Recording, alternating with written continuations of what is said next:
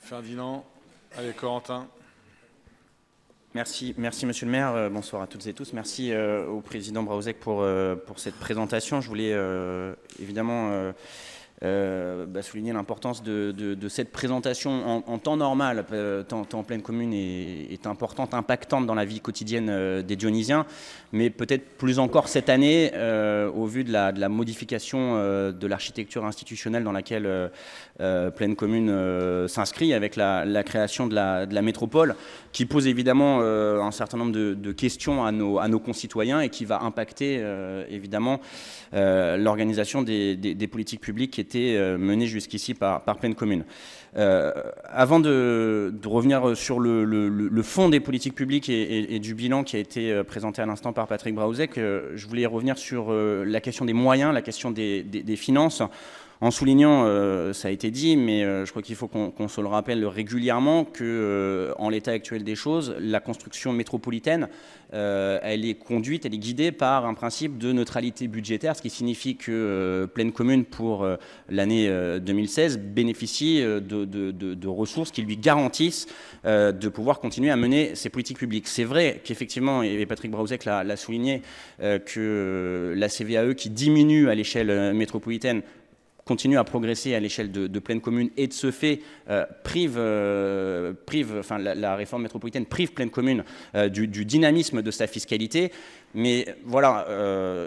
il y a encore des choses à construire. Il est vraisemblable que la CVAE reprogresse dans les années qui viennent à l'échelle métropolitaine. Et par ailleurs, je te poserai la question, Patrick, directement. J'ai lu dans la presse aujourd'hui une nouvelle qui est assez édifiante dans le magazine Challenge concernant SFR, dont le PDG annoncerait un départ dans les 2 années qui viennent sur un autre site que celui qui est actuellement occupé, ce qui signifie que tout est précaire et que le dynamisme de la CVAE qu'on observait jusqu'ici sur pleine commune pourrait être remis en cause, d'où peut-être, si derrière on arrive à répartir le gâteau correctement, et ce sera un combat qu'il faudra mener à l'échelle métropolitaine, la mutualisation au sein de la métropole, ça peut nous préserver d'un certain nombre de variations. Voilà, on ne maîtrise pas un certain nombre de choses. Donc je voudrais savoir si cette nouvelle est fondée, ça sera une question que je vous pose, Monsieur le Président, si c'est juste une rumeur journalistique ou si effectivement on peut craindre un départ de SFR et de ses 7000 salariés à échéance de 2 ans, ce qui serait quand même lourd de conséquences pour notre territoire. Toujours sur la question des moyens, on l'a dit mardi en conseil de territoire, au nom des élus socialistes de pleine commune, je l'ai dit, on souscrit à la stratégie financière telle que définie par pleine commune, notamment la limitation du recours à l'emprunt afin de conserver une capacité de désendettement en deçà du seuil de solvabilité. Et on note, et je le dis ce soir, on note une vraie maîtrise des charges de fonctionnement à pleine commune. Malheureusement, on ne remarque pas, et on a eu l'occasion de le faire observer lors du conseil municipal budgétaire ici même il y a quelques semaines, on ne note pas ces mêmes efforts à l'échelle de la ville. Toujours sur la question des finances, et je vais passer aux politiques publiques, il y a de notre point de vue, un combat à mener dans la perspective métropolitaine. C'est à ne pas rater, à mon avis, dans les 2 mois qui viennent, puisque la loi prévoit que d'ici la fin du mois de juin, la métropole définisse son pacte financier et fiscal. La loi prévoit que ce pacte financier et fiscal puisse mettre en place une dotation de soutien à l'investissement territorial, mais elle laisse une forte latitude à la métropole dans la définition de cette dotation. Cette dotation de soutien à l'investissement territorial, elle peut être abondée par le fruit de la croissance de la CVAE. La CVAE, vraisemblablement, va repartir à la hausse dans les années qui viennent. Et la fourchette d'abondement, c'est entre 10 et 50%. Si on est sur 10 ou 50%, ça sera évidemment très différent. Et donc, si on veut que la métropole elle puisse avoir un peu de poids dans la résorption des inégalités dans l'accompagnement des territoires qui construisent, en tout cas qu'elles puissent avoir une surface conséquente, il va déjà falloir mener un premier combat, c'est faire en sorte que le fruit de cette croissance de la CVE, il soit le plus largement possible affecté à cette dotation de soutien. Et puis le deuxième combat qu'il faudra mener, ce sera peut-être plus compliqué. On a débattu avec Laurent Russier mardi soir. Évidemment, on n'est pas naïf quant au rapport de force politique tel qu'il existe aujourd'hui à la métropole, mais l'objectif, c'est que cette dotation, elle ne serve pas de manière égale à l'ensemble des territoires, à l'ensemble des communes. Ça n'aurait pas de sens que Saint-Denis et Boulogne, qui ont des populations à peu près équivalentes, même si Boulogne est encore un peu plus peuplée, bénéficient de la même manière de cette dotation. Ça n'aurait pas de sens que Courbevoie et Aubervilliers en bénéficient de la même manière non plus. Ce qu'il faut, c'est que cette dotation... Et il faudra donc définir des critères clairs, et ce sera, à mon avis, un combat politique à mener. Il faudra faire en sorte que cette dotation, elle permette d'accompagner les territoires qui jouent le jeu, comme Plaine Commune, qui jouent le jeu de la construction de logements, parce que à la base, et c'est quand même l'une des raisons qui ont poussé,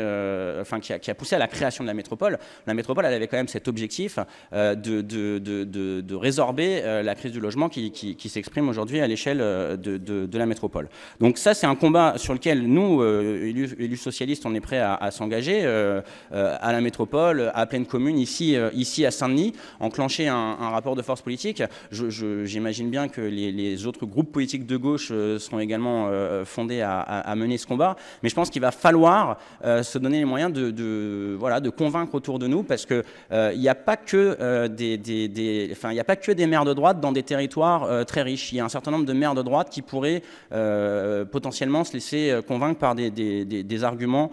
qu'on pourrait développer. Voilà ce que je voulais dire sur les moyens. Ensuite, je vais pas revenir sur les perspectives, les nombreuses perspectives qu'on partage et qui ont été évoquées dans la présentation, sur le renouvellement urbain, sur la centralité de Pleyel, qui est un vrai enjeu auquel on souscrit, sur la perspective olympique. Et j'ai particulièrement apprécié dans le rapport la petite carte qu'on a vu projeter un instant, parce que moi je suis convaincu de l'importance de ces Jeux Olympiques, de cette opportunité que ça peut conférer au territoire, de Plaine Commune, mais plus largement à la Seine-Saint-Denis, c'est une opportunité importante. Mais je trouve que cette carte, elle donne vraiment à voir, parce qu'on a une petite vision parcellaire, le centre nautique, Saint-Denis-Aubervilliers, la rénovation de Marville, les lignes du Grand Paris Express 15, 16, 17, le village olympique. Là, on voit tout sur une carte, et effectivement, on se rend compte de ce que ça pourrait signifier pour le territoire, l'obtention de ces Jeux Olympiques. Donc, effectivement, on a eu des débats. Aujourd'hui, la candidature de Paris, de la Seine-Saint-Denis et de Plaine Commune, elle est sur les rails, et je crois vraiment qu'on a tous à gagner maintenant, à tirer dans le même sens dans cette perspective, parce que on sera tous très satisfaits, indépendamment de ce qu'on pense du sport de haut niveau, on sera tous très satisfaits au lendemain des Jeux Olympiques de l'héritage que l'organisation de ces Jeux Olympiques et Paralympiques laisseront sur Plaine Commune. Et je partage complètement, mais je tenais à le dire, parce que ça sera l'une des clés, la nécessité vraiment d'inclure le plus largement possible, c'est même pas d'inclure, c'est faire en sorte que le mouvement sportif soit moteur de cette candidature. Ça doit être la base de cette candidature, parce que les échecs précédents des candidatures parisiennes, c'est avant toute chose parce que le mouvement sportif était laissé en marge de ces candidatures, et que c'était un certain nombre de gens plein de bonne volonté, mais pas forcément très légitimes, qui menaient ces précédentes candidatures. Voilà, sur les éléments positifs aussi qui ont été rappelés, moi je voulais souligner la question de la lecture publique, le réseau de médiathèques de Plaine Commune, même si, aujourd'hui c'est un réseau qui fonctionne bien, cette mutualisation, le fait qu'on puisse commander à Saint-Denis un ouvrage qu'on trouve à Pierrefitte ou à Aubervilliers, c'est quand même quelque chose qui change la vie. On a affaire à un fonds qui est beaucoup plus conséquent, même si ça mérite quand même qu'on continue à interroger cette politique, parce qu'on peut, je pense, encore mieux faire, peut-être pas cette fois-ci sur la question de la mise en réseau et sur la question des équipements, encore qu'on tient à souligner la nécessité de conserver les équipements d'hyper proximité pour ce qui concerne les bibliothèques, mais peut-être plus une perspective sur l'adaptation des horaires d'ouverture de ces médiathèques aux nouveaux usages et aux nouveaux temps de vie avec notamment la perspective d'ouverture en soirée pour un certain nombre d'équipements, d'ouverture le week-end, d'ouverture le dimanche pour ces équipements, parce qu'il y a des usagers qui ne pourraient s'y rendre que si justement on parvenait à trouver les voies d'une ouverture plus en phase avec leurs besoins. Je finis sur 3 questions sur lesquelles par contre on a un certain nombre de nuances, d'opposition, de choses à redire, qui sont les questions de l'emploi, de l'entretien, du nettoyage des espaces publics et la question de la collecte des ordures ménagères. Sur la question de l'emploi, voilà, il y a des choses qui se font indéniablement positivement. La poursuite du maillage en maison de l'emploi sur le territoire de Plaine Commune, avec notamment un nouvel équipement sur la Plaine, un nouvel équipement à Saint-Ouen, le développement de l'économie sociale et solidaire, le soutien actif à l'économie sociale et solidaire auquel on souscrit. Mais il y a peut-être une stratégie de développement économique, en tout cas c'est ce qu'on porte, c'est ce qu'on défend depuis un certain temps, à réinterroger. Et si la nouvelle que j'ai énoncée tout à l'heure au sujet des SFR était avérée, ça accréditerait encore davantage ce qu'on explique sur ce choix de développement qui pouvait s'entendre à un moment d'accueillir des grands groupes qui manifestement profitent pas suffisamment à l'emploi local. Ils profitent à l'emploi local, mais de manière marginale. Nous, on considère qu'il faut peut-être se poser la question de nouvelles orientations, et notamment un focus particulier sur les petites et moyennes entreprises, sur un certain nombre de secteurs dont on peut noter que c'est des secteurs en développement qui peuvent être en phase avec le territoire, parce qu'on sait qu'une petite ou une moyenne entreprise qui a besoin de se développer, elle emploiera plus facilement qu'un grand groupe un demandeur d'emploi du territoire, pour des raisons très simple de praticité, parce qu'un patron de PME, il a vraisemblablement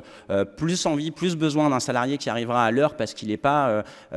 pris dans les bouchons, parce qu'il n'est pas retardé par les transports en commun. Et je pense vraiment que c'est une direction qui serait bon de prendre à l'échelle de Plaine Commune. Et j'ajoute sur cette question des petites et moyennes entreprises, la question de la CFE, donc qui est le seul levier fiscal dont bénéficie encore Plaine Commune, dont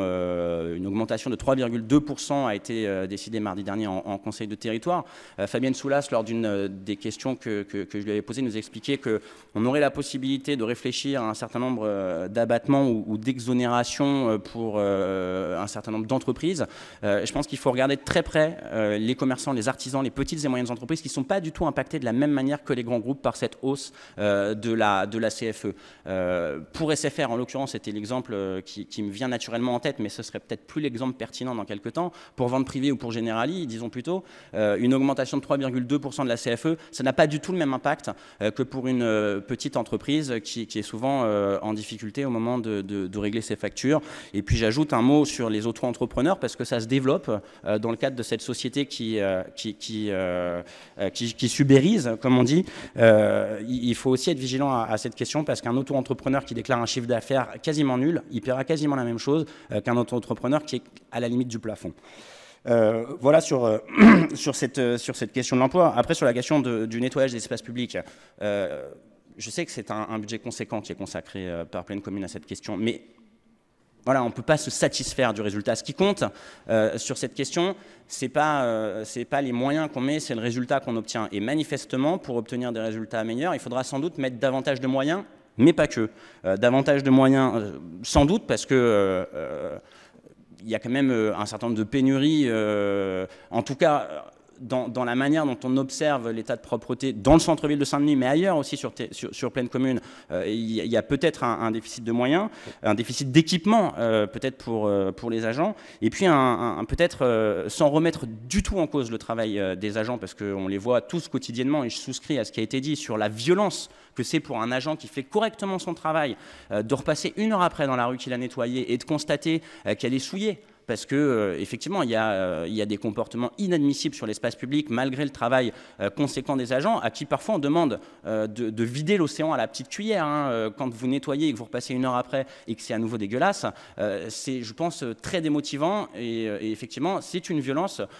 quotidienne qui leur est faite. Mais il y a peut-être un problème d'organisation. Je ne suis pas un expert sur les matériels, mais je crois que si je parle de lessiveuses et de balayeuses, les uns et les autres vont comprendre, même si les termes ne sont pas forcément exacts. Je me fais cette réflexion-là parce que ce matin, je l'ai constaté de mes propres yeux dans ma rue, en allant prendre le tramway. Je voyais des agents de pleine commune avec le jet d'eau, donc qui nettoyait le bitume, et je me faisais la réflexion que c'était très propre après leur passage. Et en remontant la rue, je découvre qu'ils avaient passé le jet d'eau à un autre endroit où une poubelle avait été explosée à terre, mais manifestement explosée avant leur passage. Ils ont fait leur travail correctement, ils ont fait ce que l'équipement dont ils étaient dotés leur permettait de faire. Mais le problème, c'est qu'il aurait fallu que juste avant eux passe un équipement qui justement ramasse les détritus. C'est peut-être un certain nombre d'éléments d'organisation de bon sens qui permettraient d'éviter ce type de situation où, en gros, quand vous passez le jet d'eau sur du bitume vierge, eh ben, c'est propre, mais quand vous passez le jet d'eau sur une poubelle explosée, eh ben, ça fait une espèce de gadou innommable et dégueulasse qui, pour le coup, va rester toute la journée. Donc, de ce point de vue-là, les agents font un travail incontestable, mais il y a peut-être des améliorations en termes d'organisation à apporter. Et puis, je lisais avec attention dans le rapport que 125 dossiers de verbalisation avaient été dressés l'an dernier pour des dépôts sauvages. C'est bien, je pense qu'il faut poursuivre dans ce sens, mais au-delà des dépôts sauvages massifs, il y a des comportements inadmissibles dans l'espace public qui, on le disait, créent de la violence. C'est de la violence symbolique pour les agents. C'est aussi de la violence symbolique pour les habitants, parce que vivre dans un certain nombre de quartiers, dans un dépotoir, c'est parfois difficile à vivre au quotidien. Au-delà des questions de confort, hein, c'est aussi une question d'image qu'on peut avoir de soi et de son environnement immédiat. Je pense qu'il y a, à un moment donné,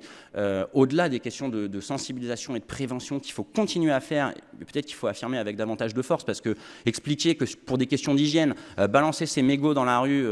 sans relâche, c'est pas bien, c'est bien de le faire, mais je pense qu'à un moment donné, il va falloir aussi être peut-être un peu plus ferme, enfin même pas peut-être, je pense qu'il faut être plus ferme et verbaliser davantage les gens qui continuent à s'adonner à ces comportements tout simplement inadmissibles. Je termine. Patrick Brauzek a un peu anticipé en me donnant pour la première fois des éléments de réponse à la question que j'avais déjà posée lors des 2 précédents conseils de territoire et que j'avais posée également lors du vote du budget ici même il y a 3 semaines sur la question de la collecte des ordures ménagères. La seule réponse qui m'avait été faite jusqu'ici, c'était la réponse de Laurent Russier pour le groupe Front de Gauche au conseil de territoire, qui m'expliquait qu'on évaluerait ça plus tard et puis qu'on verrait. C'est ce que j'avais compris. Le problème, c'est qu'avant même l'évaluation, je suis content d'apprendre qu'au bout de 2 mois, il y aura une évaluation de cette nouvelle organisation de la collecte, c'est que ça aurait été bien que ce soit discuté, que ce soit évidemment discuté dans un cadre communautaire, dans le cadre du conseil de territoire, mais comme ça impacte aussi profondément les conditions de vie de nos concitoyens à Saint-Denis, que ça puisse être débattu dans le cadre de ce conseil municipal. On a appris tous autant qu'on est, à part peut-être quelques initiés qui étaient dans cette décision, on a appris tous autant qu'on est qu'il y avait une modification du dispositif de collecte en recevant ce petit dépliant, enfin ce petit tract dans nos boîtes aux lettres qui nous expliquait qu'à compter du 1er mars, la collecte des encombrants serait doublée, donc au lieu d'avoir lieu tous les mois, elle aurait lieu tous les 15 jours, et qu'à l'inverse, la collecte des recyclables, elle aurait lieu tous les 15 jours au lieu de toutes les semaines auparavant. Je pense que c'était une mauvaise idée, je pense que ça aurait été bien que ce soit débattu et on aurait pu éviter de mettre en place cette mauvaise idée. On la débattra a posteriori visiblement, mais en attendant, les résultats, ils sont quand même pas géniaux, parce que,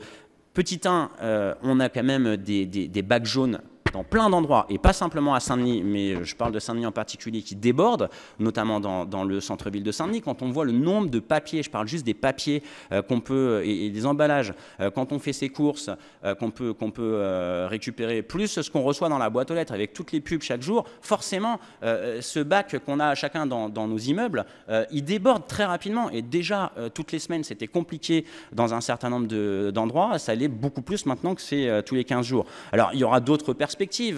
Peut-être qu'on pourra mettre des bacs plus grands si visiblement cette idée est retenue sur du long terme, mais ce n'est pas possible dans tous les bâtiments, des bacs plus grands, parce qu'il y a des locaux à ordures qui débordent déjà. Peut-être qu'on pourra mettre des bornes fixes dans l'espace public de collecte, mais ce sera plus compliqué de faire participer nos concitoyens au tri sélectif si ça ne se passe pas directement chez eux. Mais en tout état de cause, voilà, c'est une mauvaise idée du point de vue des résultats que ça engendre. Et puis je le dis, sur le plan environnemental, beaucoup parlent des conséquences de la COP21 sur l'état d'esprit de nos concitoyens qui aujourd'hui deviendraient un peu plus conscients de leurs responsabilités environnementales. Le problème, c'est que là, on met un coup de canif dans ce tri sélectif qui progressait doucement, mais qui progressait quand même dans les habitudes de nos concitoyens. Et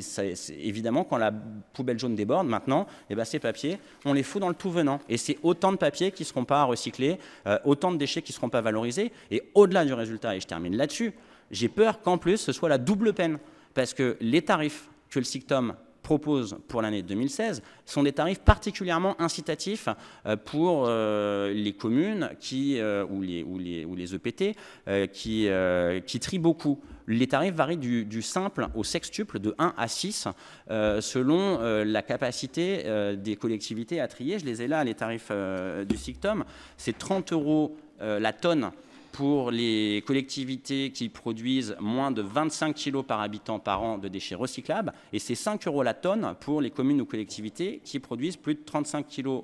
par habitant par an de déchets recyclables. Donc plus la performance de tri est importante, moins on paye cher. Là au final, nous, on a un résultat qui est moins bon, les poubelles qui débordent, on a un tri qui régresse, environnementalement c'est pas un bon exemple, et en plus on risque du coup de payer plus cher. Donc je pense qu'il faut revoir complètement la copie sur cette question, pas forcément attendre le terme de cette expérimentation de 2 mois, et moi j'aimerais savoir pourquoi on décide de quelque chose qui a autant d'impact sur nos conditions de vie, sur les conditions de vie de nos concitoyens, sans que le conseil de territoire avec le conseil municipal de Saint-Denis soit avisé. Voilà les éléments que je voulais développer ce soir dans le cadre de ce débat sur Pleine Commune. Merci.